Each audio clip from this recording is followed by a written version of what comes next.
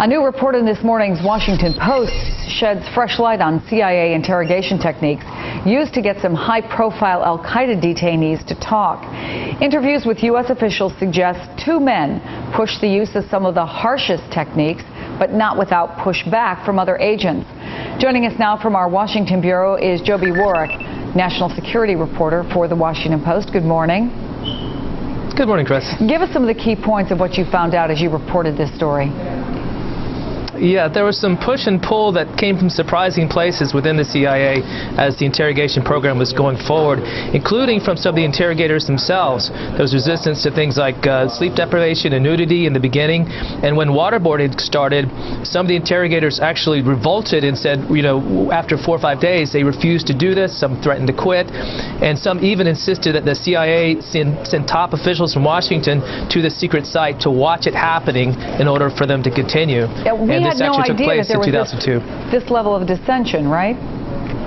Yeah, there's been some elements of this out in the press. There's some hearings that took place early in the spring in which some FBI officials talked about how they objected to things that CIA was doing. But some of the CIA people internally also had problems with it, and they pushed back as well. And so we have this interesting tug of war that's going on between Langley, the CIA headquarters, and the places where the senior prisoners, al-Qaeda prisoners, are being kept. Yeah, a pretty high level of prisoner. One of the ones that a lot of people might have heard of would be Abu Zubaydah. Yeah, Abu Zubaydah was the first sort of star prisoner that CIA had, and up to this point the CIA really hadn't had any major detainees, hadn't been involved in the detention program at all. So they were really starting from scratch, trying to figure out what to do. They were looking elsewhere, outside the agencies, for some expertise and some help, and they brought in these two officials that you mentioned who had some experience in sort of military survival training, and they helped design this program of harsh interrogation. But again, it was sort of a very divisive, contentious process that went back and forth for months, and even the guys who designed the program eventually ended up feeling that it had gone too far. Yeah, was there ever really a consensus, though, after we went through this period, after the CIA went through this period, about what really did work and what didn't work? Yeah, this is an issue that's going to be debated to the end of time.